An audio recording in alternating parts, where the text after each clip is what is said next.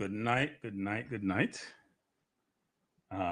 Those of you who are here, welcome to good night, good night, good night. I'm hearing noise in the background. This is the Balanced Views.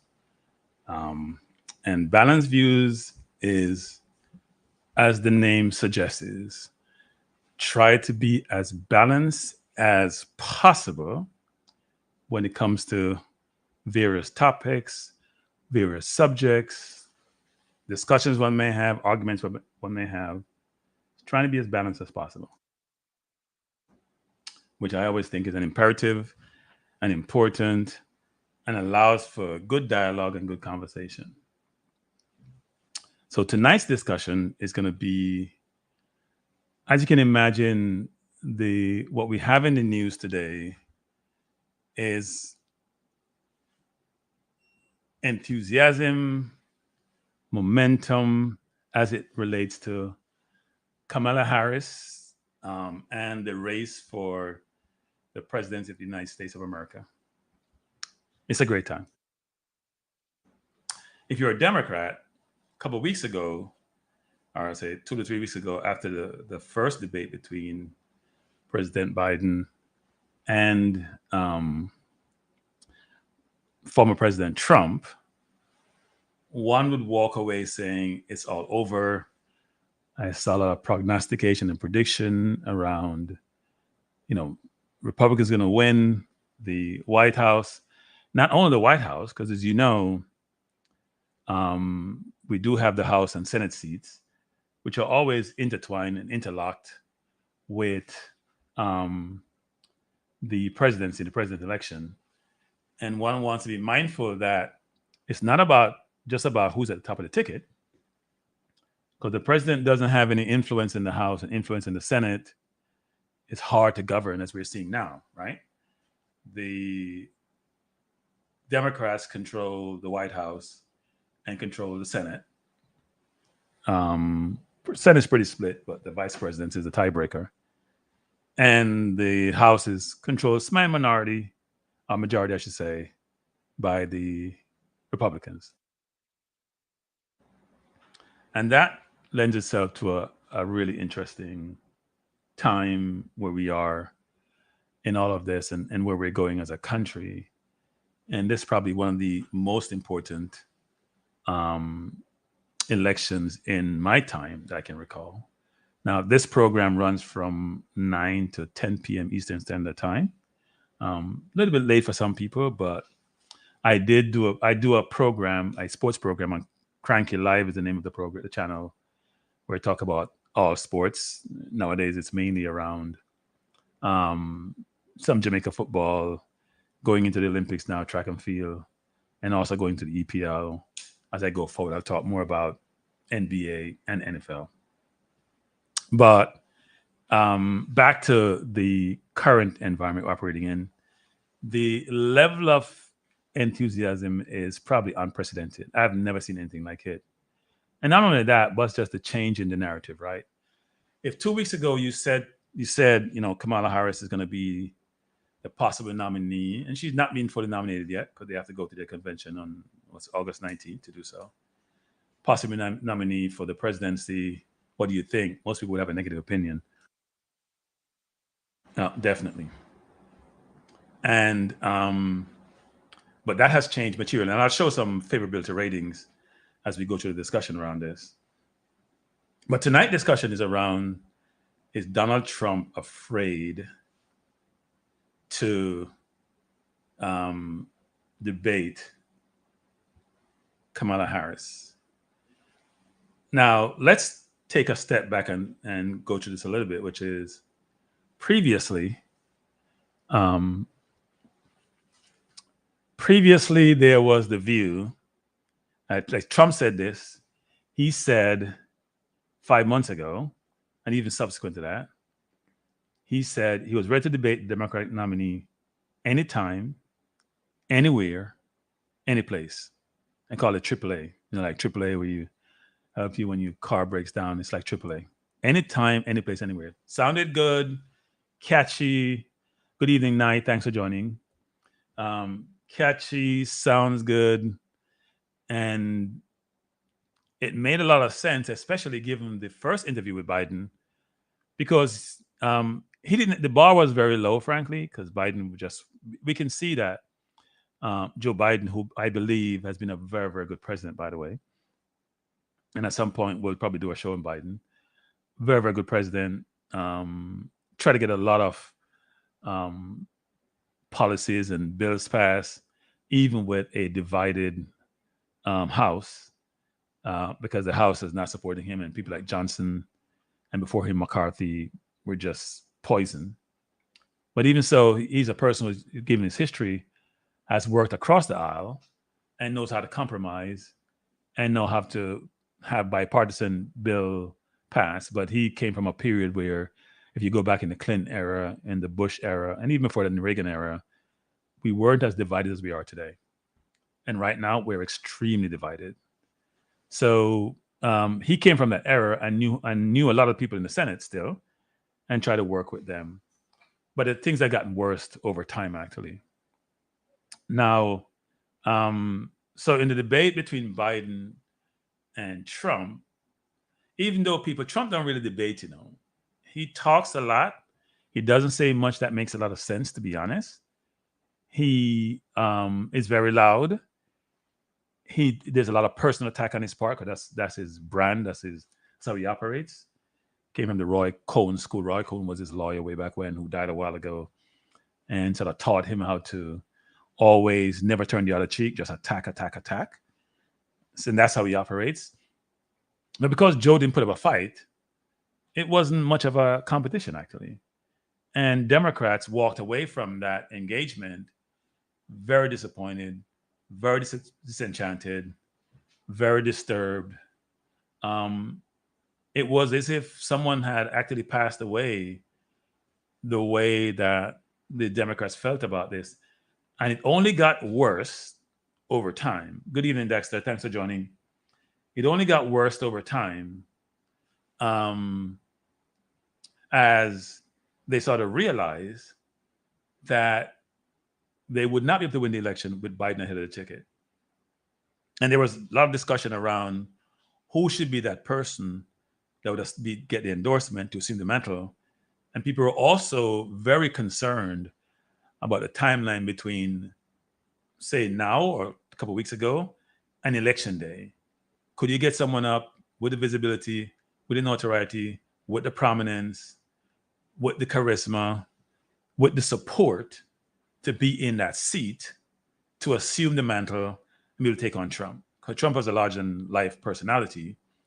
His supporters and people loyal to him are very focused on him and treat him as if he's some kind of demigod or something.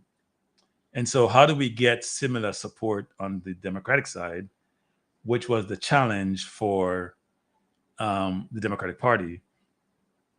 And I would say for Biden is that when you are Biden, who's been around the block, very smart, understand the tea leaves, he thought he could win and beat Trump like he did the last time.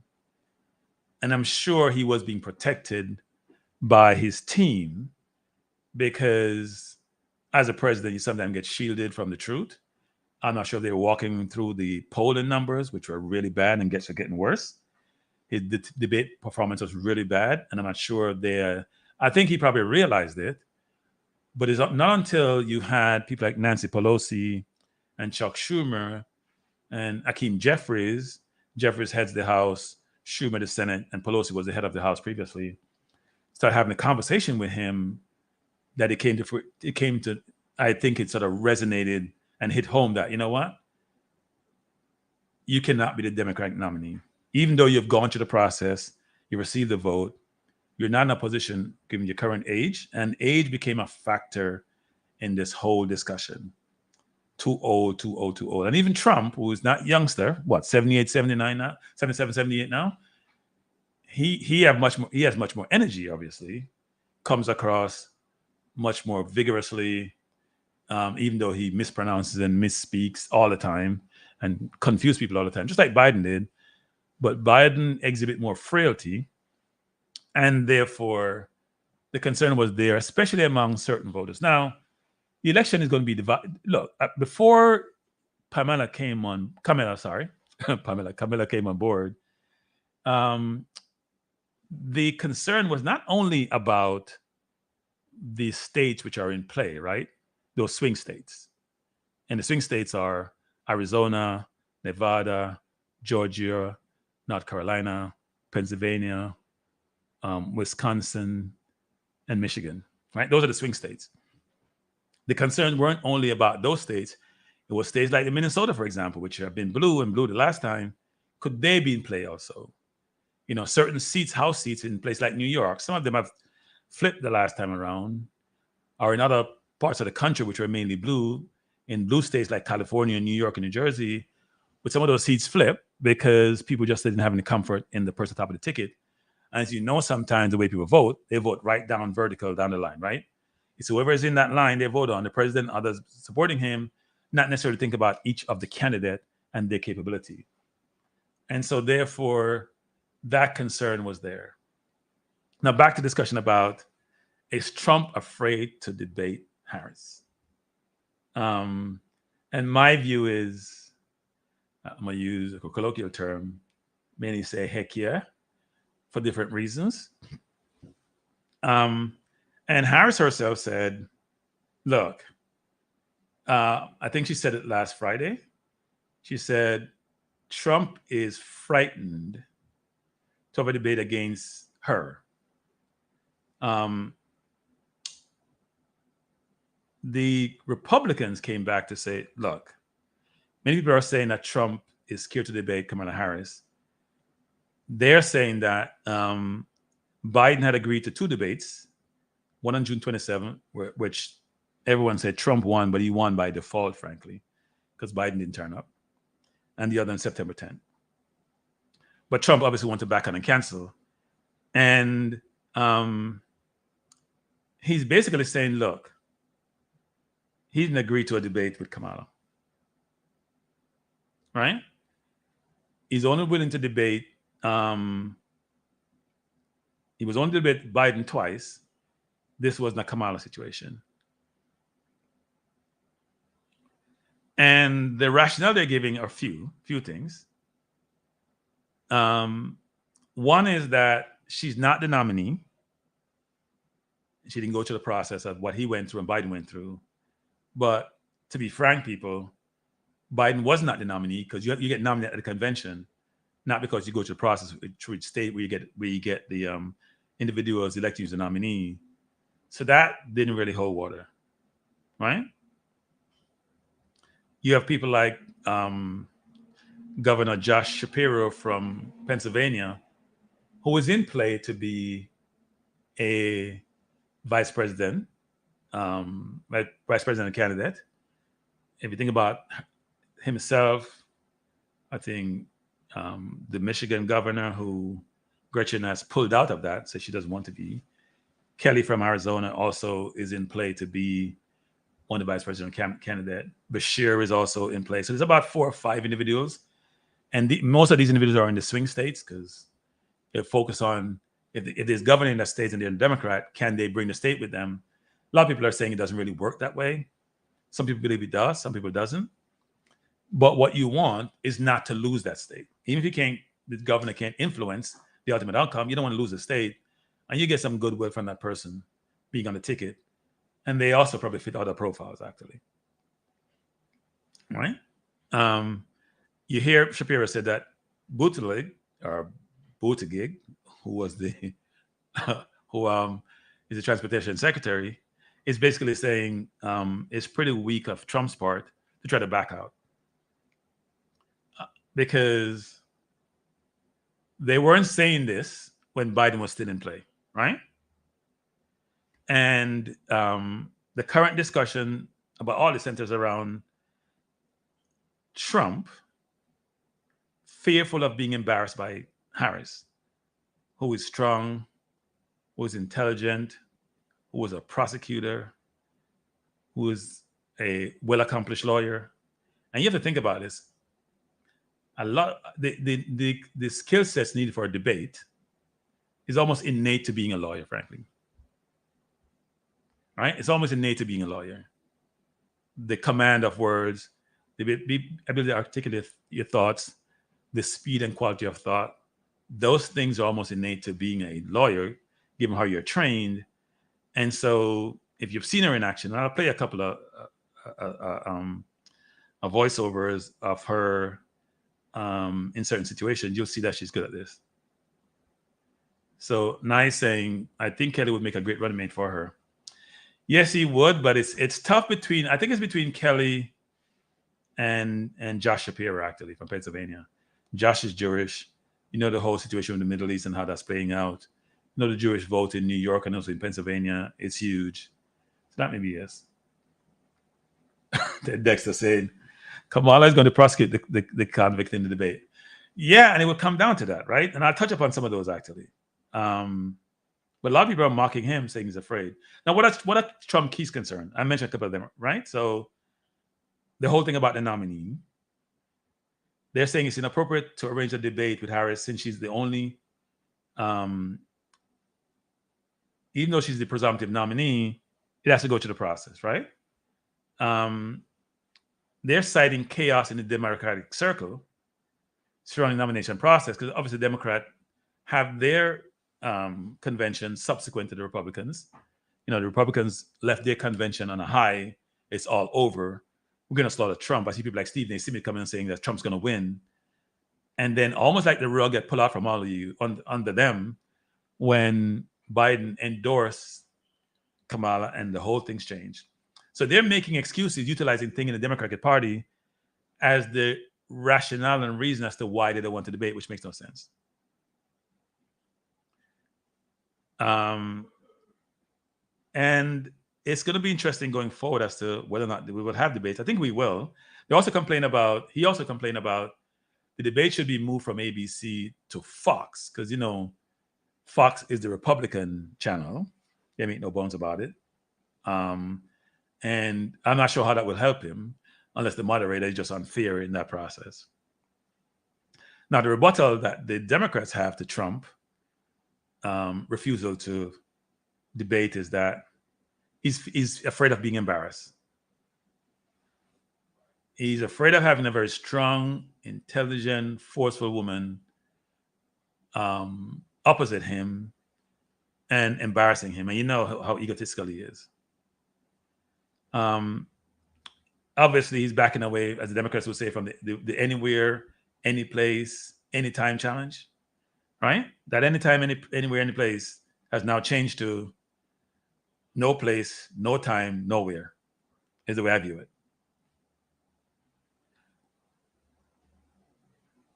Given that Biden was so poor in the last debate, the view from Democrats is that Trump was not that much better, but Biden was so bad you couldn't see Trump deficiencies. So when he's in front of someone who actually can debate, know the issues, know the facts, his deficiencies will manifest themselves. And they're starting to call Trump names like Trump is chicken. One word. So I think procedurally, what he's saying doesn't make sense. Now, here's some reason why Trump should be concerned. And I'm going to play a tape, people. It's a little bit long, so bear with me. But this is Kamala Harris interviewing Bill Barr when he was the Attorney General. But let me just say a couple of things before I jump to that. One is, if you got to think about areas for consideration for the Harris-Trump debate, vote. If you think about what the voters want, they're going to focus on a couple of things. The moderator's question in the last debate with Trump and Biden weren't really answered well or answered directly or answered completely. That needs to change. Harris is a traditional debater. That's what she does. She's good at that. She's a prosecutor, lawyer, strong speaker type background with the skill set to debate. There can be a focus on Trump's age because the age was on the other side this time. Last time it's going to be in him. Ethics, morals, his record. And there's going to be that compare and contrast between the two, which a lot of there's only 10% of the population is going to decide this election. The 7 swing states and 10% of the population basically decided the election. right? And also, he's so egotistical and chauvinistic that he may isolate himself from women and from blacks, frankly, because he's a racist also, if he debates. But here, just listen to, tell me if you can hear this, Pete, because earlier today I had some problem with my mic. If you can hear this, this is Kamala interviewing Barr when Trump was supposedly being impeached, or was supposed to be impeached, and Barr threw it out. Thank you, Mr. Chairman. Attorney General Barr, has the president or anyone at the White House ever asked or suggested that you open an investigation of anyone? I wouldn't. Yes or no? Could you repeat that question? I will repeat it. Yeah. Has the president or anyone at the White House ever asked or suggested that you open an investigation of anyone? Yes or no, please, sir? The president or anybody else? Seems you would remember something like that and be able to tell us. Yeah, but I'm trying to grapple with the word suggest. I mean, there have been discussions of matters out there that they have not asked me to open an investigation, but perhaps they've suggested. I don't know. I wouldn't say suggest. Hinted. I don't know. Inferred. You don't know. Okay. In your March 24th summary, you wrote that, quote, after reviewing the special counsel's final report. But I will say that no one. Sir, I'm asking a question. In your March 24th summary, you wrote that, quote, after reviewing the special counsel's final report, Deputy Attorney General Rosenstein and I have concluded that the evidence is not sufficient to establish that the president committed an obstruction of justice offense. Now, the special counsel's investigation produced a great deal of evidence. I'm led to believe it included witnesses' notes and emails, witnesses' congressional testimony, witnesses' interviews, which were summarized in the FBI 302 forms, former FBI Director Comey's memos, and the president's public statements. My question is, in reaching your conclusion, did you personally review all of the underlying evidence? No, we took and accepted. We accepted. Mr. Rosenstein? No, we accepted the statements in the report as the factual record. We did not go underneath it to see whether or not they were accurate. We accepted it as accurate and made our. So you accepted the report as the evidence? Yes. You did not question or look at the underlying evidence that supports the conclusions in the report? No. Did Mr. Rosenstein review the evidence that underlines and supports the conclusions in the report, to your knowledge? Not to my knowledge. We accepted the statements in the report. Did and anyone the characterization of the evidence is true. Did anyone in your executive office review the evidence supporting the report? No. No. Yet you represented to the American public that the evidence was not, quote, sufficient to support an obstruction of justice offense. The evidence presented in the report. This is not a mysterious process. In the Department of Justice, we have pros memos and declination memos every day coming up, and we don't go and look at the underlying evidence. Sir, would you support the characterization of the evidence as true? As the Attorney General of the United States, you run the United States Department of Justice. If in any U.S. attorney's office around the country, the head of that office, when being asked to make a critical decision about, in this case, the person who holds the highest office in the land, and whether or not that person committed a crime, would you accept them recommending a charging decision to you if they had not reviewed the evidence? Well, that's a question for Bob Mueller. He's the U.S. attorney. He's the one who presents the report. But it was you who made the charging decision, sir. What? You made the decision not to charge the president. No, in a pros memo and in a declination memo. You said it was your baby. What did you mean by that? It was my baby to decide whether or not to disclose it to the public. And whose decision was it? Who had the power to make the decision about whether or not the evidence was sufficient to make a determination of whether there had been an obstruction of justice? Prosecution memos go up to the supervisor. In this case, it was the Attorney General and the Deputy Attorney General who decide on the final decision. And that is based on the memo as presented by the U.S. Attorney's Office. I think you've made it clear that you've not looked at the evidence. We can move on. I think you've made it clear, sir, that you've not looked at the evidence, and we can move on. Will you agree to consult career DOJ ethics officials about whether your recusal from the 14 investigations that have been discussed by my colleagues is necessary? I don't see any basis for it. I already consulted with them, and you have consulted with them about the 14 other investigations? About the Mueller case. Have you consulted with the career DOJ ethics officials about the appropriateness of you being involved or recusing yourself from the 14 other investigations that have been referred out? On what basis? Conflict of interest, clear conflict of interest. What's my conflict of interest? I think the American public has seen quite well that you are biased in this situation and you've not been objective. And that would arguably be the conflict of interest. Well, I haven't been the only decision maker here. Now, let's take the Deputy Attorney General, Rod Rosenstein, who was approved by this Senate 94-6 with specific discussion on the floor that he would be responsible for supervising the Russian investigation. I'm glad you brought up that. Okay. That's a great topic. He has 30 years experience, and we had a number of senior prosecutors in the department involved in this process, both career and non-career. Yes, I've read the process, sir. I have another question. And I'm glad you brought that subject up because I have a question about that. Earlier today, in response to Senator Graham, you said, quote, that you consulted with Rosenstein constantly, unquote, with respect to the special counsel's investigation and report. But Deputy Attorney General Rosenstein is also a key witness in the firing of FBI Director Comey. Did you consult I'm not finished. Yeah. Did you consult with DOJ ethics officials before you enlisted Rod Rosenstein to participate in a charging decision for an investigation, the subject of which he is also a witness?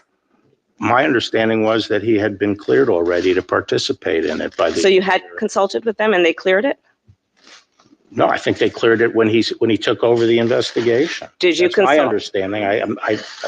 You don't know whether he's been cleared of a conflict of interest? He would be participating if there was a conflict of interest. So you're saying that it did not need to be reviewed by the career ethics officials in your office? I believe it was appropriate? Well, I believe it was reviewed, and I would also point out this seems to be a bit of a flip-flop because when the president's supporters were challenging Rosenstein. So I stopped it because the reason why I played it such a long. Normally, when you play these things, you play them for a minute, and you talk over them. I want the audience to get a good view and get a look into the person, their skill sets, how the fact that. What's most important in the discussion to me was the behind the scenes work that was put in before the interview took place. So she was able to anticipate the answers, and some of them were very interesting because he struggled quite a bit. Everything he was going to say and be able to respond with questions to show the fallacy of his arguments and how he was trying to provide responses that would satisfy the audience, because this wasn't about her and him. It was mainly about the audience. I'm the prosecutor. I'm interviewing you. I want to show the audience that this process was not fair, that the decision was not made with thought. It was predetermined in terms of Trump situation in this case, which was where he was. A long process went out into the investigation of him, and Barr came back said there's nothing to prosecute, when I think the evidence suggested otherwise. So she had done her research, done her homework to really see the fallacy in that argument.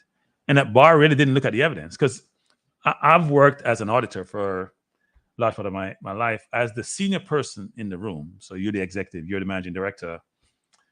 You're not necessarily going to look at every single detail of the evidence, right? When you do an audit or you do an assessment or you do an investigation, what you want to see is the person who's done the work come to you and impart to you the work they have done and matters that they have gathered that inform the decision that has been made.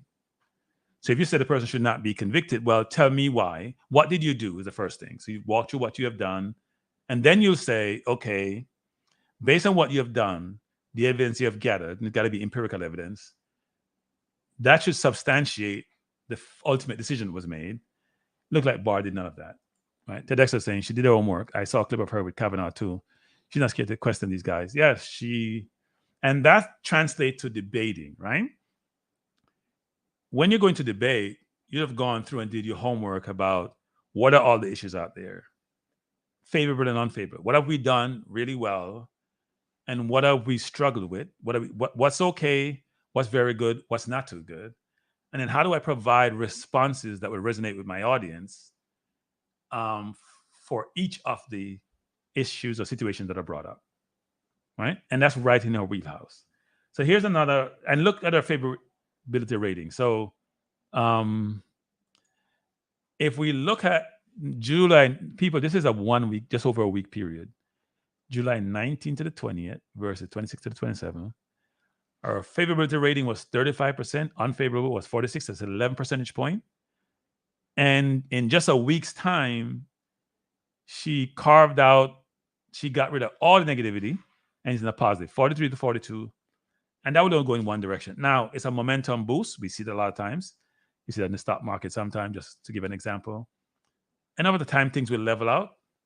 So the Republicans will regroup and come back with more substantive stuff. They got to go do a lot of research, try to find things in her background, personal, what she have done, put together an argument that will satisfy their audience and try to convey and convince individuals who are in the middle. That means the undecided, the independents, and the more moderates that, you know what, she's not who she's been portrayed to be. But right now, that's not the case. If you look at where she has been and not where she is. And frankly, from a lot of people, and a little bit, including you truly a little bit, before she assumed the mantle as well, she's not there yet, but she looked like she's on her way there to be the nominee. We didn't spend a lot of time learning about Kamala Harris and her background and what she has done when she was a prosecutor in California, attorney general in California Senate representative, one of the two senators from California. I'm not sure a lot of people spend a lot of time trying to investigate and understand her background. They hear things topically. They haven't done their own investigation. That's changing materially. And my biggest disappointment in this whole process from where we started to where we were, and people will say, well, you know, Mr. Balance, you've said this in your previous show that you did about the Obamas. Why did it take so long to endorse her? Why is it that she got endorsed by Biden, Pelosi, Jeffries, Schumer, a lot of different senators and House representative? Why it took them so long to? They were almost like last on the tree, and everybody making it seem like it was so strategic. No, they were being political, not buying the strategy part of that. I don't buy that, actually. I don't think they were being strategic. I think they were being political, as they normally are, and it left a bitter taste in my mouth, to be honest. Especially when I've said this before, that Obama, I'm not sure what his legacy looks like when you do the comparison between even him and Biden has one term, he had 2 terms. He had 8 years, Biden had 4. If you do the comparative, I'm not sure it works really well, actually. But I will say that Kamala has started out like a house on fire. I mean, it's amazing the momentum she has. I had some stats here, but it's hard for me to put it up, so I won't be able to do that. Whereby how much money she has raised. It was $200 million in just over a week, which is a phenomenal number of money to raise. In fact, if you go on YouTube today, and I've done this quite a bit, okay, you know I spend a lot of time on YouTube. Most of the advertisement is her asking her supporters, or those who are probably not there yet but moving that direction, to donate to her campaign, right? Which is important. Now, I'm gonna play one more short clip of her debating Pence. It's very, very short, but it shows you something of what Trump is going to be up against when he debates her. The president wanted people to remain calm. Well, let's get. No, but Susan, this is important. Susan, I want to add, but weigh in here. Mr. Vice President, I'm speaking. I have to I'm weigh in. speaking. Yep. Yeah, let's talk about packing the court then. Let's talk about the Please. fact. Yeah, I'm about to. $400,000 He said a he's going to year. repeal the Trump tax cuts. Mr. Vice President, I'm speaking. Well, I'm speaking. Be important if you said the truth. Yes. I spent. So people, you can see from that, which is she doesn't take any prisoners. No prisoners, actually. Speaking. And by the way, it wasn't only that she, it wasn't only that she was speaking, people. It was the hand that she gave him. You know, like a running back in an NFL team blocking, she gave him the hand. I am speaking, which means, you know what? I thought it was interesting. And I think it sort of suggests that it would be an interesting debate with her and Trump, who likes to talk over people, like to bully, like to dominate the conversation, never answer the questions. That compare and contrast, which I talked about earlier, which will show, most importantly, who's presidential. That's important, people, for the undecided. If you see two people on the debate stage conducting themselves, optically, you want to see, you know what? Who looks more presidential? Who speaks more presidential? Who commands the stage? Who has that charisma? Yes, talk to the hand, was it? Ted Dexter. Yeah, it worked. Yeah, you know what? The less time you have to peruse someone, run the scope over them totally, it may work in her favor, actually. And it looks like it's doing so. Yeah, but she was giving the hand, actually. And I don't think he handled that. Pence tried his best, but she's a difficult person to try to debate. And by the way, here's what's interesting to people, which people got to think about, is that the Republicans, especially the ones in the House, a lot of them, quite a bit of them are frankly racist, are saying she's a DEI candidate, right? And we all know about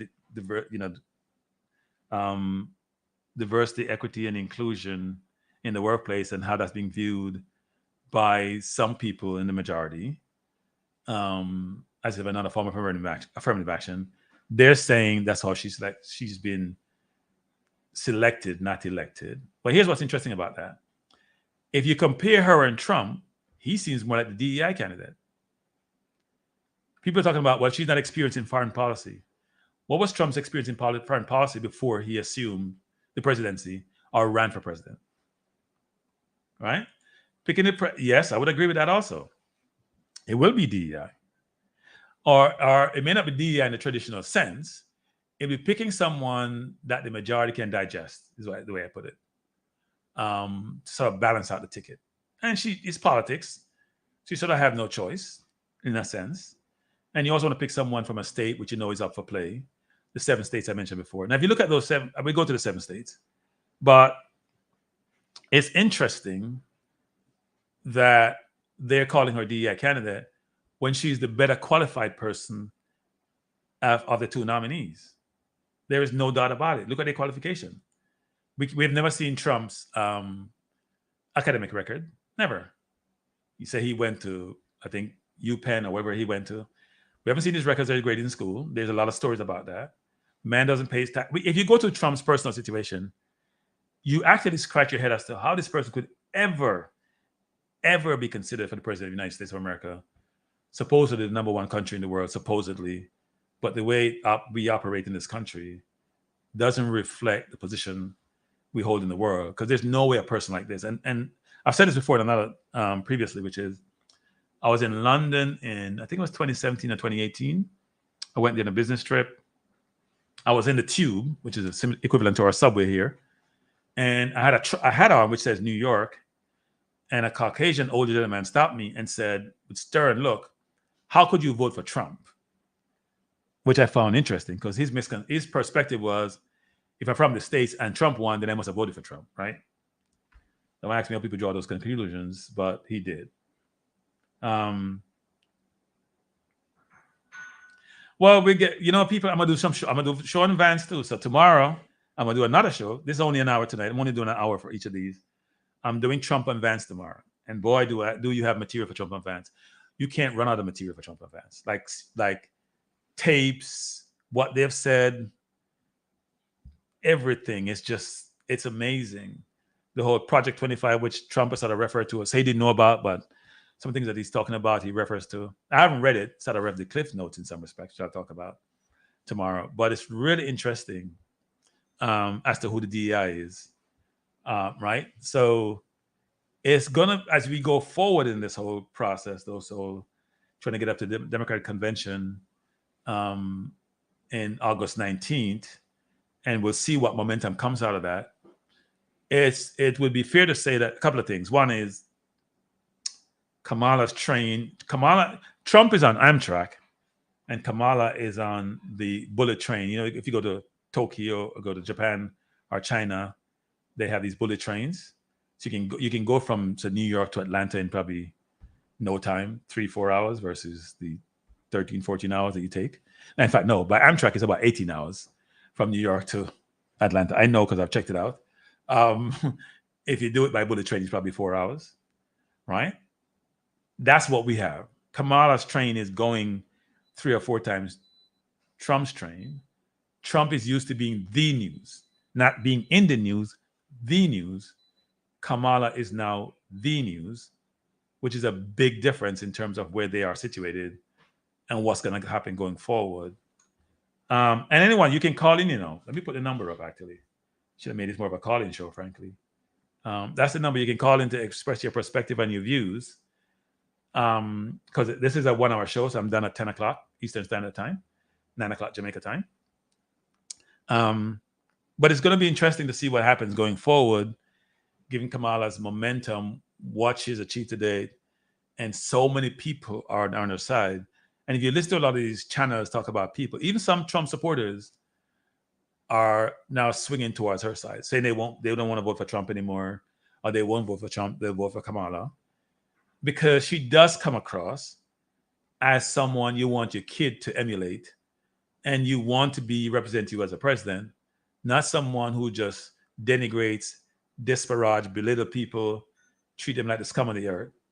The person who has no moral qualities, doesn't have a moral compass, is always just going at people versus compromising, being with people and trying to help.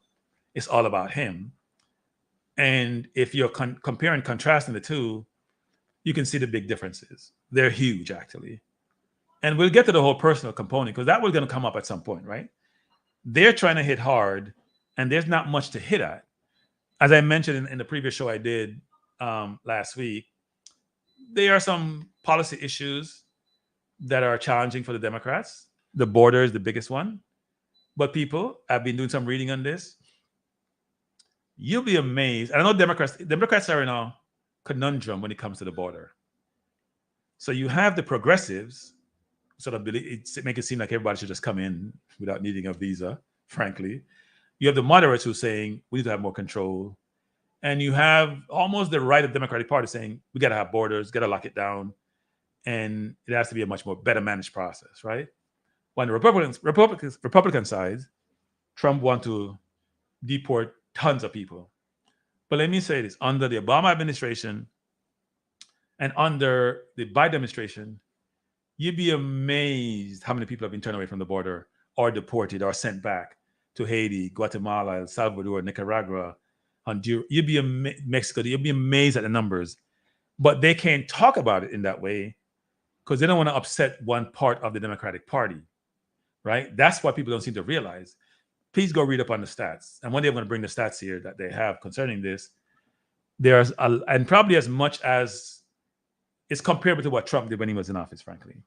But he may be very vocal on it because his constituent love it and focus on it, especially people in the down south and in Arizona, for example. But frankly, both Obama and Biden have done a lot as it relates to deportation or rejection of persons or trying to get access and entry to the United States. That's not apparent. It's not talked about by them because one segment of the party doesn't want that, right? They want a much more open environment, giving people who are trying to get away into the United States to improve their lives, an opportunity. So we have in this country maybe 3 or 4 segments of society have different views on this. Now, more recently, I digress a little bit. Someone sent me a tape of this person called Omar. I'm trying to remember his last name. He says he's a doctor. He's African American, and he was on the show with Charlemagne and DJ Envy talking about immigration. And he was saying that when Biden came to power, he wanted to give 4 million people who are here illegally citizenship so they can dilute the black votes in the more blue states or blue cities like New York, LA, Chicago, right? The biggest set of hogwash I've ever heard. Nonsense. And people take this person as if he's, and Charlemagne and DJ Envy did a poor job of challenging on his assumption and his perspective on this, which made no sense to me. Now, it's always good to tout a certain angle.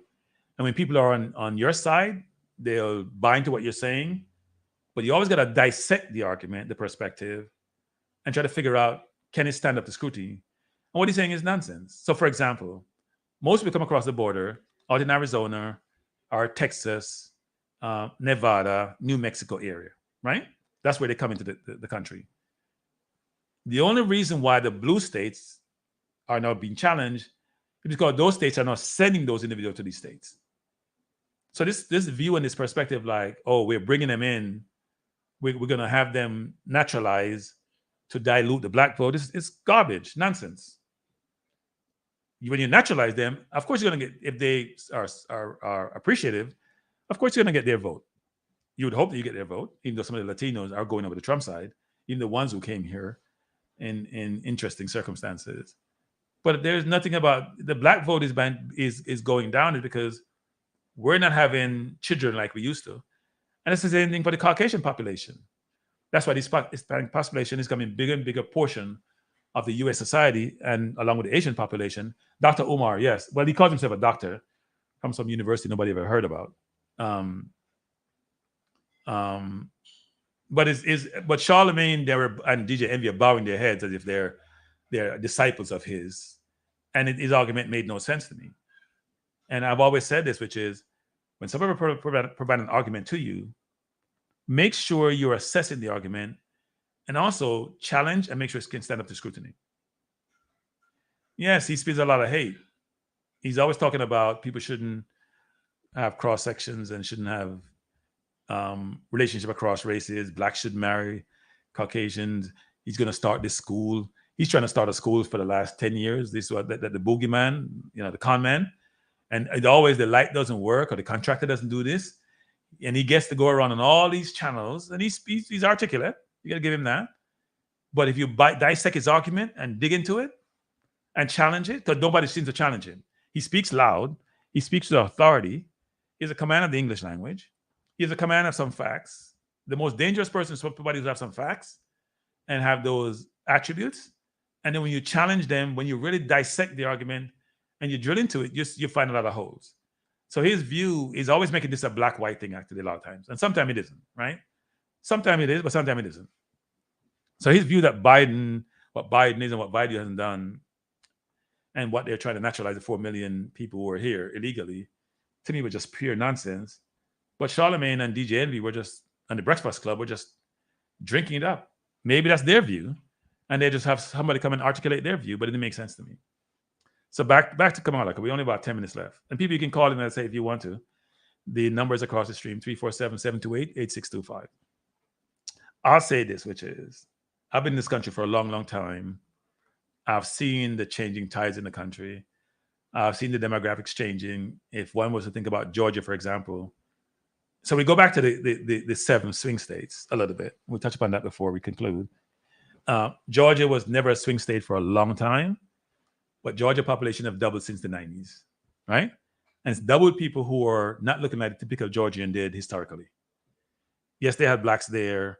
We have a lot of Asians moving there, Hispanic moving there, and a lot of blacks who were sort of from other countries, whether it's Africans, West Indians, moving into Georgia and change the dynamics of the entire state. And so is North Carolina, which is also, and that is the change in that population. We always had large black populations in those states, but the people who are migrating those states are just changing the dynamics of those states. right? And it's becoming really interesting to see there. North Carolina is in play. North Carolina and Georgia historically were not in play.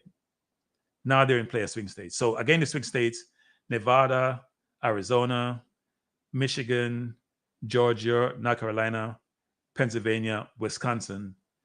If you look at the electoral they have there, votes they have there, I think Pennsylvania has 19. North Carolina and Georgia is about 16. So significant numbers. Michigan is 15. Wisconsin is 11. So those are big numbers. Nevada is only 6. Those are decent numbers. You want a 19 to 16 and a 15 at a minimum. I think Arizona is what? Maybe 13 or 10, 11, somewhere in that region. I forgot what the number is. But there's a lot of that's big numbers. Now she's now, I saw the stats today and I wanted to put it up, but I was having some problems putting it up. She's tied in Michigan. And Michigan's problem is this, which is because of what's happening in the Middle East with the Palestinians, a lot of Arabs who are in Michigan, they're decent voting bloc, wouldn't vote for Biden, could not vote for Biden, even though they know Trump is worse. They would not. Let me touch upon this. Ted Dexter, I've been here in Georgia since 1977. Yes, more people moving down south. Yes, a lot of people like us moving down south, which is changing the dynamics and changing the demographics and changing what the voting is going to look like. So Georgia's in play. North Carolina, which is a Democratic governor, is also in play, frankly, which would make it really interesting as a swing state. Pennsylvania, where Josh Shapiro is in play. He's a Democratic governor. Arizona, where Kelly is in play. So we have a lot of states which were deemed to be Biden would have lost them. You look at the numbers, they are now in play, and she's either even or slightly behind. Minnesota, for example, was said to be in play. Trump was 1 percentage point of Biden or vice versa. She's now up by 7. It's crazy, people. And it shows you what perception of a leader can be, because she hasn't really done anything different from what she did before, right? She just assumed the head of the ticket. And look how the numbers have changed. So one versus the next. And I think Biden's age was the main thing, I think, where he was challenged with. There's some policy issues. Inflation hasn't helped, frankly. Has not helped at all. But frankly, we came out of COVID where there's a supply and demand imbalance. But what's happening is the manufacturers and people who do the selling have reduced their prices as it relates to demand. So obviously supply was much less than demand. And when that's happening, prices are going to go up. But when things balance out and supply is caught up, the pricing didn't come down accordingly. I'm going to give you an example, which is really bad. I used to buy this bottle of olive oil, Bartoli olive oil, my favorite. And during COVID, it was probably $22 for it. I went to buy a bottle the other day. And even though I had bought bottles, I didn't really focus on the price. I just buy it. It was $37. So in a 2-3 year period, it went up significantly, people. That's what we're talking about in terms of inflation. Rent's gone up. Price of goods and services gone up. So that makes it tough if you're in power. But we came out of a COVID where Trump totally blundered. That's why he lost the election. And we came to a situation where the supply and demand imbalance create the price inflation that we saw. I think the Feds have done a good job of reducing inflation, of managing interest rate really well, raising rates quickly to reduce demand for money, reduce inflation. But it's still at a place where it shouldn't be. The border is also Achilles heel for Kamala and for Biden. But I think they'll manage it. They can always make the case like, look, we came up with a bipartisan bill to address the border situation. Trump told Johnson not to do anything because he wants to win the election and use it as a reason why he should be the president. And that's the reason why it wasn't passed and nothing has been done. So at least they have a fallback position to take to indicate that, you know what, even though, yes, it's not the best situation, we tried, but we had no help from the opposition, frankly. So interesting times, people. And I would say this, which is, we talked the last time also about the momentum for her between different groups. And I think I mentioned the last time about, there was like 3 Zoom call take place already. One by Black women, one by Black men. I think Black women had 40-something thousand they call. There were 50,000 for Black men. There's over 100,000 for white women. I think the white women raised over $8 million. I think black men was $1.5 million, and I forget what black women was. But it shows you, and I think South Asian women are going to have one, Hispanic are going to have one. The momentum is crazy, people, in terms of people realizing. And I'm not sure how the Democrats previously, I think Biden was such a nice person. He may hit a lot of Trump, but he wasn't hitting hard because he is trying to maintain that so-called, quote-unquote, professionalism and be presidential. Now, Kamala can do the same thing, but it's in a different way. It's more biting. And she's going after him and going after him hard. And it's only going to get worse. And what they should do, what the Democrats should do, which they haven't done as well as they should do, is play in their advertisement, play the perspective of a lot of those Republicans who were never Trump at one time, like J.D. Vance, like Ted Cruz, like a number of them, right? Who would say never Trump at one point, but right now they're all about Trump. If you look at the senator from Alabama, well, there are two senators from Alabama, not the black one, the Caucasian one, and his perspective at one point was never Trump. Even McConnell wasn't in Trump's corner. Most of them at one point, not most of them, a lot of them at one point were either never Trumpers or weren't supportive of Trump and had very negative perspective on him and expressed those perspectives in the public domain. And now they're all in his corner because they want to take back the White House. If I was a Democrat, all those things that they've said, I'd put it in one, I'd package it in multiple advertisement to say, here's what they really think of him. They're only now supporting him because, you know what? They want the White House. They want to control things. McConnell was brilliant, by the way. McConnell played the game really well. He wasn't a Trump supporter. Trump denigrated his wife, Cruz, belated her. But what he basically did was he wanted the Supreme Court. He wanted to control the court with his conservative views. So therefore, what he did really well was he played up to Trump, get the jurists that he wanted on the courts, and now they control the courts for a long, long time. Now the Democrats, Biden and others, are trying to put some more rules around this. It will never pass. You need 2/3 majority to pass it. It will never get passed in the Senate. Forget about the House, frankly, with 2/3 majority. Even though it's for the best, they're saying the Democrats are just complaining because they don't control the courts. And any change would disadvantage them. The fact of the matter is the court is out of control. The Supreme Court is out of control. They have no checks and balances in the Supreme Court, while most other branches of government have checks and balances. So it's going to be interesting going forward to see how this all materialize.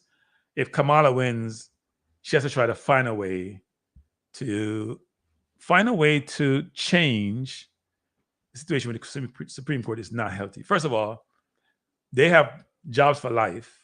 They have no ethics. They came up with some ethics the other day, some ethic rules. There is no way to effectuate those rules. You have the rules that they come up with, but there's no penalty for violating those rules. So what the rules are meaningless. They can take, people say they take gifts, people say they take bribes. What do you want to call it? It's allegedly that they do. I can't say that they do, but in essence, they're taking gifts and significant gifts. In most other professions, you can't take gifts from public officials. As public official, you can't take certain gifts. If you have to do business with someone else or from private citizens in certain ways or from customers, you would have to disclose those. Not only disclose them, your company wouldn't allow you, given the perception or the rules that govern that industry. And yet they can take those gifts. Clarence Thomas is Clarence Thomas. That's all I'll say about him. We seem to have done something to Clarence, which he's changed. There's a metamorphosis with Clarence in terms of who he is. Not sure he's changed, actually. He probably was this way. But for somebody who grew up destitute, went to Yale on affirmative action, to be on the other side now, it's amazing, actually. So it's going to be interesting to see how things work themselves out going forward. It's unfortunate that we're in this situation with Clarence because we really need someone like that support on the bench. But the Democrats have things like abortion issue, women's reproductive rights to play out over this election. A lot of women are very focused on that. Trump's perspective, which I'll talk about tomorrow. We have a lot to talk about tomorrow, people, around a lot of things that Trump have said about, he just had his meeting in Florida where he said to the evangelists there that after this election, they won't have to worry about voting anymore. And Republican colleagues are coming out to say, oh, they're trying to water down what he said. If I tell you don't have to vote anymore, that means there won't be any voting process. That's the only interpretation that can come about. Any other interpretation doesn't make sense to me. So it's going to be interesting to see how that works. But tomorrow I'll talk about J.D. Vance and Trump. I mean, it's going to be the Trump discussion tomorrow, because I think it's if you walk through some of the things that he has said, has done, what he represents, given his history, that I'm not sure how any person who looks like me would want to vote for Trump, how a woman would want to vote for Trump, how individuals who are not rich would want to vote for Trump. I can't understand why a lot of the MAGA personnel love Trump. I know they want to go back to the 50s and the 40s, but he doesn't represent them.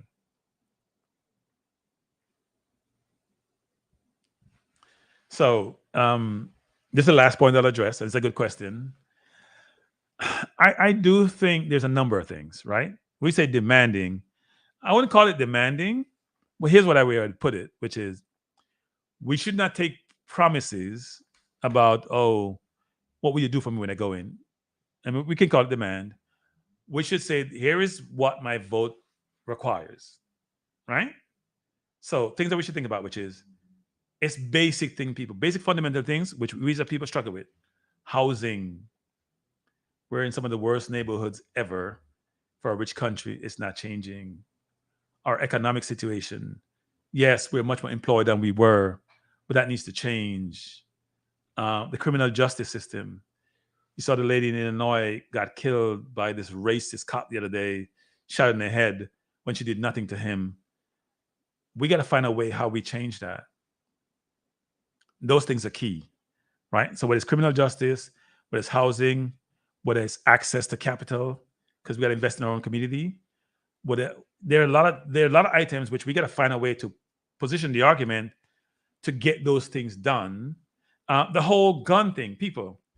I'm going to bring somebody on next week to talk about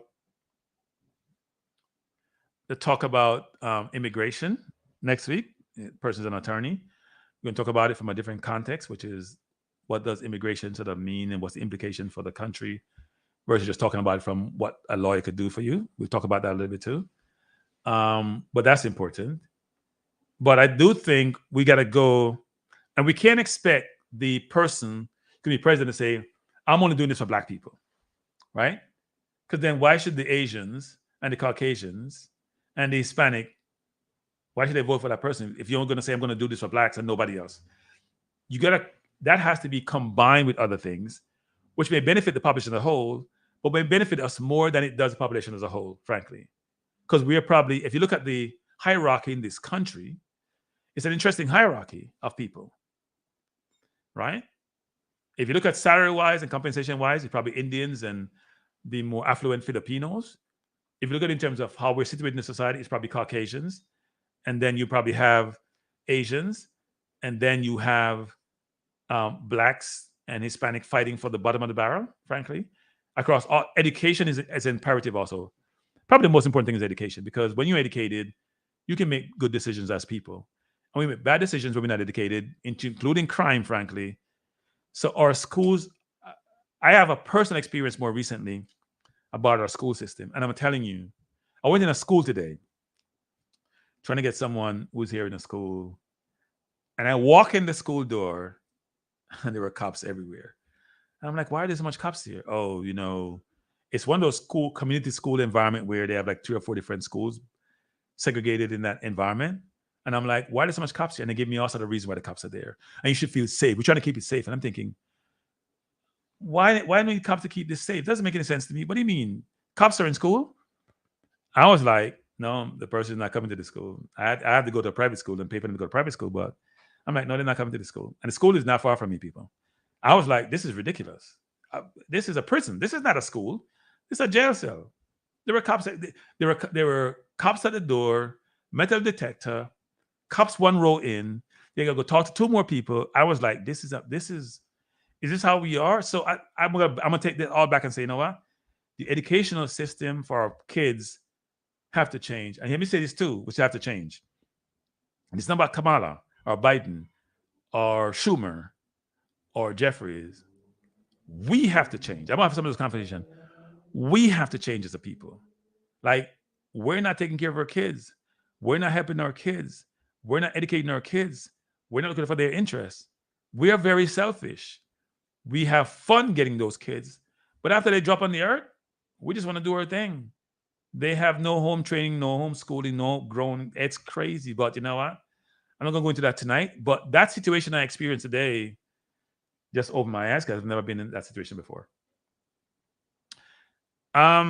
She will be a little bit of Obama 2.0, but not like Obama. I think she has more going for her than Obama. I think Obama was just Obama. I wouldn't talk about Obama, but he was whatever. Drew is saying she covered protection, ended up losing her life. Yes, Drew, that lady in Illinois. I mean, it's crazy. And we always run to go get some attorney to go sue the state. That's going to bring the woman's life back. That's not what we want. Even arresting the cop and sending him to jail for life, that's not fixing the problem. We're fixing the symptom.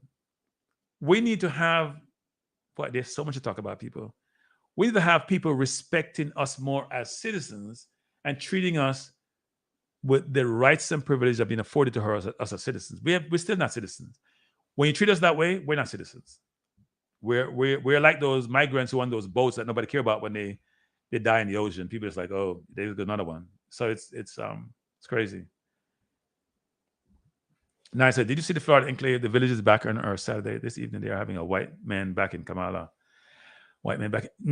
That was the one thing I should have talked about. Of all the groups I've heard about, I haven't heard that one. And I was thinking about that the other day, which is, where are the white men back in Kamala at? They're the ones with the most resources. The baby boom generation, that means people who were born between what? Who were born before 64 and after World War II and before 64, or by up to 64. They're the ones with the most wealth, probably in the world, frankly. They're the ones with the money that she needs to support her. She has raised $200 million from half of those are probably people who have donated before, but you need to, if you get the Caucasian vote, which is important, the male Caucasian, people I could talk about this. There's so much. Every time we start talking, I'm going down at the tangent because there's so much thing that pops up in my head about some of these things. Because male Caucasians are feeling like they're being disadvantaged. Now, it may sound strange to a lot of people to say, what do you mean? They're the privileged one. But we get into that in another show. And there is some rationality to that whole argument. And I'll explain why at some point on another show. But they're not feeling the love. Let's put it that way. So it's interesting. Do away with public schools? That's a good question. Should they do away with public schools?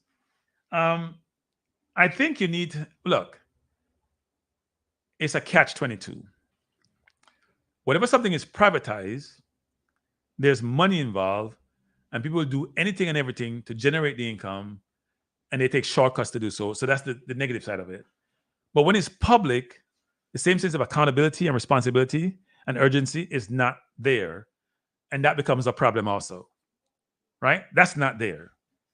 And you need a balance in between. So maybe you think about something much more creative and a hybrid construct. I'm just thinking out loud, which is a combination of public, private, a hybrid type situation where you may have public officials involved, but it's run privately.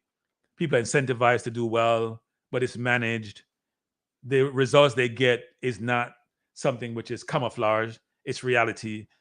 We need much more different thought process surrounding how we achieve the educational objective we need to achieve. Because I'm telling you, people, the problem with the education system is the home, not just the schools, right? You can't take your kids, send them to school, have no idea what they're doing, and say, you know what, schools take care of them. You're being negligent. That's not how it should work. You have to be part of the process. You have to be involved in their lives. You have to help influence them. Even if you don't have the educational capability to do so, then find them the help they need. Make sure they're doing the work. Have constant interaction and engagement and dialogue with their teachers. Understand what it is that means to do good and make sure they're doing good. You'd be amazed the more informed you are that you make better decisions. Even if your temperament is bad, You're going to think about the plus and minuses of some what's the right thing to do versus the wrong thing to do. And if you're well informed and you educate yourselves or your kids are educated, they make better decisions in their lives. Well, she wasn't fully backed by Wall Street initially. It was all about Trump. And a lot of billionaires like Thiel and Musk and all them were backing Trump. That's changing now. That's changing. There are people on Wall Street. I've worked on Wall Street. People on Wall Street who have a moral compass and who are concerned about Trump, but they want to go with winners because they want the administration that is in power to support what they want to do. Their laws affect their business, and they're about the business, about the money. So yes, they want to have influence. And by the way, people, Wall Street support both sides a lot of times. Don't feel that Wall Street, some people may come out and say who they support, but you really see somebody on Wall Street come out and say that, right? Because they know what the implications are. If you support the wrong person and you lose, that may not be good for you. Plus, your company always want to manage that information anyway. Well, respect comes from a lot of things. So how do you behave as a society, as a people? How do you behave? How do you operate? How do you act? What are your achievements? And people are going to like me saying this, but I'm going to say it anyway. How many Indians do you see having gun violence in this country as a migrant group? We can go through all the migrant groups in this country. And a lot of them do, most of them do really well. But some groups operate differently. So they're going to get respect. If you look in technology, for example, Indians dominate technology. Who's the head of Google? Who's the head of Microsoft? Who has the highest average compensation in the US? It's 100,000 and it's Indian. Filipinos follow that, but I think it's more elite Filipinos, not the Filipino person on the street, right? So as a society, and that's education. Because a lot of Indians who migrate here are not necessarily the poorest Indians. And even the ones who are poor, they come here like a lot of people do, which is, I come here to better myself. I ain't got time for this violent nonsense. I just want to do well. And also, they're not focused on athletics like we are. Athletics is the opium of the Black people. Let me repeat that, people. Athletics is the opium of Black people. It ain't helping us. I love sport to death. I'm a sports fanatic. But if you look at the numbers and what influence our people, we want to emulate the athletes. NBA has 450 people. The numbers are not great in the NFL. And we have 40-something million people in the US who are Black. Like, this is crazy, people. And we believe we can all, become NBA stars or whatever it is, or become entertainers, and not realizing that the Indian population, the Jewish population, how many athletes they have playing in the NBA or playing in the NFL, and they do best as a people. It's not debatable. You go on Wall Street, you go in the law offices, you go in the accounting firms, you go in the engineering firms, you go in the technology firms. These people spend time investing in their kids, educate their kids, garner respect. They're not in the news 24/7 for the wrong reason. Now, sometimes we don't like that, and we complain and say we're stereotyping, but the numbers don't lie. And if we put our head in the clouds or under the sheet and don't recognize these things, then it's shame on us, because we never make meaningful change the way we need to change us as a people in our society, to make us better, and to get the respect that we should garner from this. Now, there are a lot of Black people doing well. Don't get me wrong, tons of them. You may not see them because they move out of the neighborhood, a lot of them, when they do well, but there are tons of them doing well, right? But it's not obvious, but not enough are doing well versus those who are not doing well. The ratio of those doing well versus not is significant versus other groups and other population. And even certain Asian groups who may not be the most educated, they're entrepreneurial. You go in your neighborhood, who has the Chinese stores? Who has the supermarket? Who has the farmer's market? It's not us. Who has a shoe store? Always some Eastern European shit in the shoe store, right? Most of the businesses we don't own. So we don't control the money in the neighborhood. We don't control the dollar, which can become $10. We don't control it. But anyway, I'm going to go off on a tangent on that, people. We'll have more of this dialogue. This is my last question I'm taking. Now, Mr. Observation, go check your facts. Very few Blacks in the NFL and NBA go to Ivy League school. Very few. You probably can count them on one hand. I can bet you. Let's make a bet on this. Very few go to Ivy League schools. And it's not about what school you go to, frankly. It's about the view that you spend, the time you spend playing sports, you should play sports. I'm an advocate of sports. But if you spend all your time, you got to balance out your work day, your day, actually. And you can't be overly focused on one thing and not focus on something that's going to improve your life. So if you spend all the time playing sports, when do you have time to study and go to school and improve yourself? When do you have time to do that? You don't have the time to do that if you play sports 24/7. And only a very few people make it in sports on a professional basis. We can have this dialogue because it's not even debatable. Trust me. It's not 5% go to Ivy League school. I'm telling you, of the players, not 5%. That means you're saying if there's 450 players in the NBA, right? 5% of that number, that's over 20, went to Ivy League school. I can bet you it's not more than 5. And it may not be 5. In fact, I'm thinking about NBA and players. How many players in the NBA go to, you know what the Ivy League schools are? The Harvards, the Yale, the Dartmouth, the Stanford. Let's put Stanford in there. They may not be considered. The Penns. How many of those, the Browns, how many goes to Ivy League school? 0 probably in the NBA currently. Now, there may be 1 or 2 in the NFL because it's a much larger population. NBA has a 50 person on each roster. Yeah, there is, I'm not sure I can recall. Duke is not Ivy League, by the way, even though it's a very, very good school. I'm not sure Jason Tatum went to Duke. Duke is not Ivy League, right? Ivy League is about 8 schools. And if you throw Stanford in there, then increase the number. There is not, they don't go to Ivy League school, trust me. Yes, Columbia is one also, Drew Ross. There is not, I can't think of any NBA player now on roster that's African American or Black. Frankly, the NBA is changing. Over 30% of NBA is now from Europe. Unlike before, when it was like 80-something% African Americans, the number is changing materially. Nobody's complaining about that. Yeah. No, Cal isn't. Vanderbilt is, none of those schools are, even though they're very good schools. So this view about, no. I think you got to go revisit that, Mr. Observation. Doctor is making $250,000 per week. No, but Mr. Observation, your logic is escaping me. Did Musk play in the NBA? Did Ballmer play in the NBA? The head of the Clippers? Did Bill Gates play in the NBA? Did Zuckerberg play in the NBA? Who owns Facebook? Did Smith, who's the richest black man in America, play in the NBA? What is your point, Mr. Observation? If you want, we can do comparison all day, you know. We can do comparison all day. You ain't gonna win this argument. It's not comparison. You can't compare 450 people to 45 million.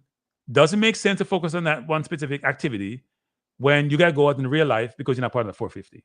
Why are we even having this debate, Mr. Observation? You know what? You need to be here so I can change your thinking because you're really way off on this. And the way you're thinking is how those kids think. That's how they think. That's the problem that we have. They don't think they have to go to school. Even the ones who have ability to go to the NBA don't realize that you can blow out a knee, blow out an ankle, hurt yourself, be in a car accident, whatever it is, and your education is still going to be there, but your athleticism may not be there. So anyway, I'm over my time, but Mr. Observation, you need to be here all the time, Mr. Observation, because your thinking is different. I'm going to tell you that right now. And I look, you have a different perspective,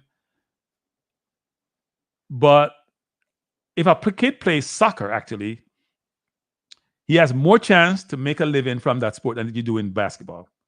Now, you have European basketball leagues, you have leagues in Russia, you have leagues in China, but you play football in every country, frankly. You don't play basketball in every country at a professional level. Almost most countries play football at a professional level. So, and even there, I would tell kids in England that the population in England for blacks is what, 5% of the population probably. The EPL have probably 20 teams, 25 each, 500 players. You ain't gonna be part of the 500 more than likely. Go get an education. That's the EPL. You can go to League One and League Two, Championship and all that, but we're not gonna go down that path. But trust me, it's imperative. And even if you go to the NBA, how many of those players who make $250 keep their money? Look at Allen Iverson, who became bankrupt at one point. Look at Darrell Walker, for example. I can name you so many players in the EPL or in the NBA who, after they finish playing, are broke. We're not saying you can't do both, but what's the chance of you becoming a pro if you do both? And how much time are you going to spend doing both? Because most things in life, you got to spend real time on it to be successful.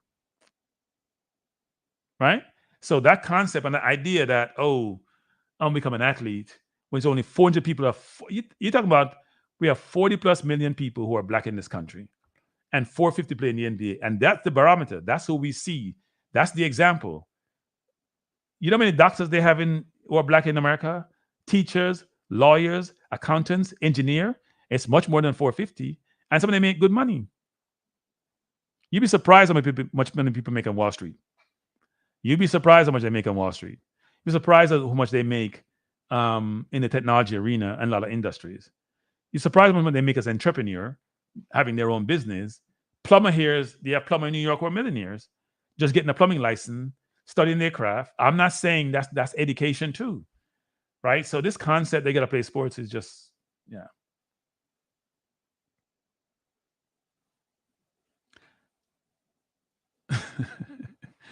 Mr. Observation, Mr. Observation, we can have the conversation another time because I think I don't think you understand how the world really works. Actually, I'm gonna get you some stats, and you'll be amazed at the stats. Go to Prince George's County in Maryland and see how those black people down there live, which is one of the richest black neighborhood in the U.S., if not the richest. You go to the Prince George's County and see how much people live down there, driving expensive Lamborghinis, Ferraris, Maybachs, Porsches, whatever that entails, and they're not no athletes. And yes, most of them have college degrees. Actually, this concept that you have, I'm not sure where you get that from. It doesn't make any sense to me. There's a lot of people who do really, really well in this world because of a college education, frankly, and some do better than the athletes who go to the NBA, make a lot of money, come out, lose their money. If you're smart and if you're being taught well, if you learn finances, let some financial advisor control your money, it will prevent you from getting broke when you leave the NBA. Okay. So you're going to go down that route. You have to have the ability to get that credit in the first place, which is what you seem to be missing. Most people live on credit. Must get credit. Must borrow money to buy X. Twitter, the old Twitter X. He borrowed money to do it, and he's still worth over $100 billion. A lot of people use other people's money to do stuff, and they set them up in separate entity. So if that go bankrupt, it doesn't affect their normal money. So we can have this conversation, Mr. Observation, but it's not going anywhere. It's not going anywhere. Your perception and your perspective, it's yours. Because you're frustrating me in the context of you're not listening to my argument. You're just making your argument, and it seems good to you. As if you're an informed party, and you're not. I'm going to tell you right now, you're not informed when it comes to this. You're not informed when it comes to this. Trust me, you're not informed. You're not informed. There is no comparison if you're talking about a large majority of people and what they should pursue versus just say athletes, for example. What are we? Why are you making my head scratching me, I have no idea where you're going with this observation. Mr. Observation, you know what? Call in and close the evening out. Call in so I can just give you a hard time. Call into the number is on the screen. Call into the number, Mr. Observation. Since you want to make your point, and it's hard to type out all the points you want to make. Because your point is not logical. Don Lemon is not an athlete. He was on CNN. He makes millions of dollars. Look at everybody you see. Shannon Sharp was an athlete. Yes. How much money does Stephen A. Smith make? Isn't Stephen A. Smith making they want to pay him what, 18 million? He won 25 million. They want to pay him 21, 25 million. Did Stephen A. Smith pay an athlete? He said he averaged 1.5 points per game, but he only played one game. Don't ask me how that work, people. I didn't know they had alpha point in basketball. But anyway, how much does Stephen A. Smith make, Mr. Observation?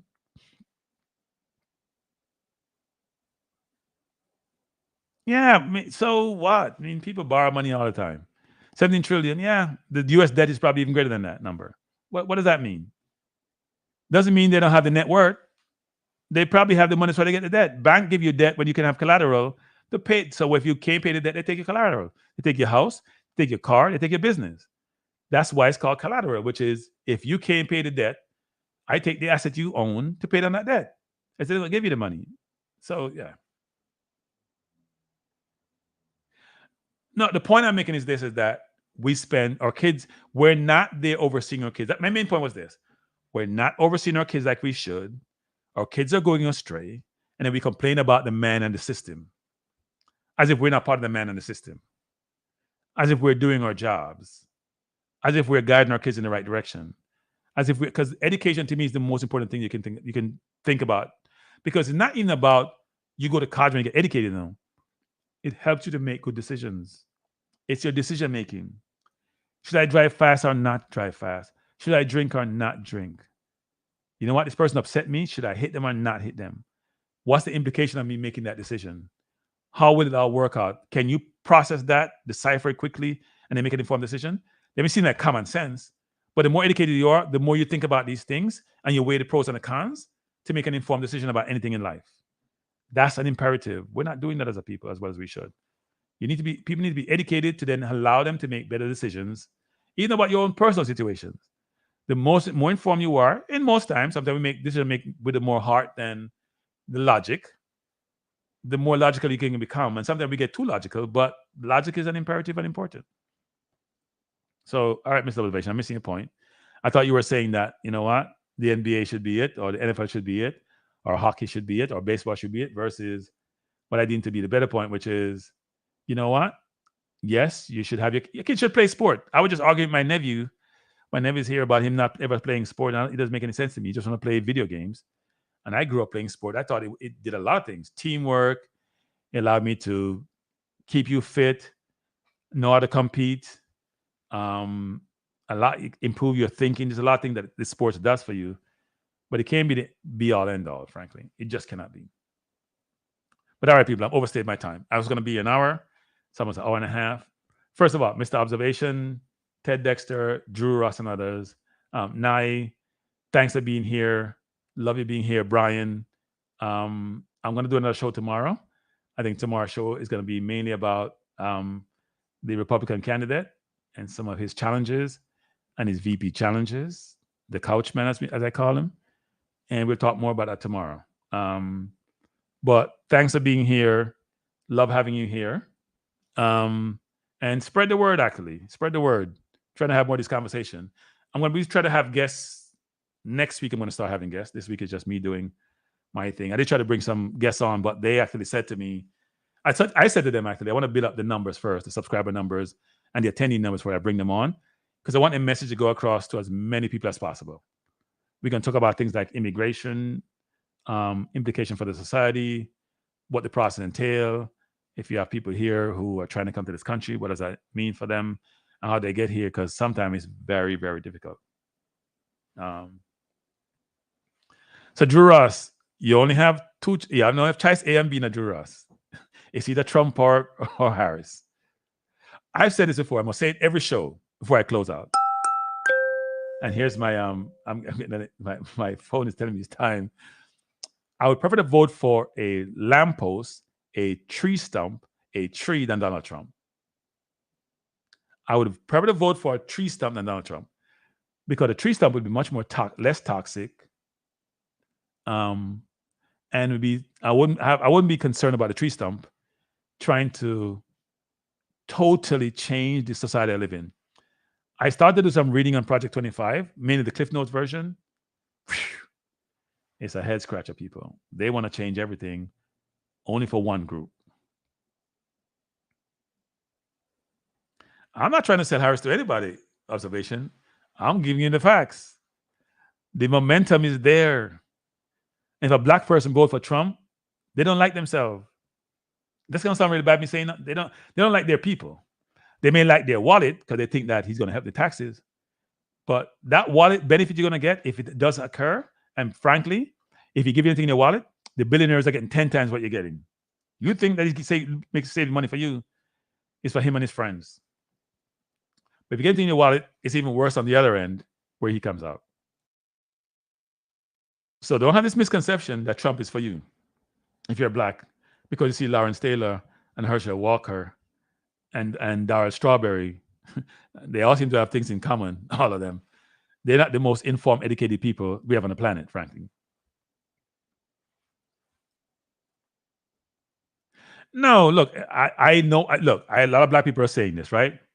But I think what black people sometimes want, and to me it's a little bit of a shallow view, which is, hey, if you're in power, say you're doing this for black people. If I improve the marijuana situation where I change some of the laws, or I pardon some individuals, or reduce some sentences, we're as affected or more affected than a lot of other groups. But I can't say that I'm doing it for just black people. Because a lot of times people get arrested at us, even though it may be the same charge, same crime committed. When we go in front of the court who doesn't look like us, the sentencing is different.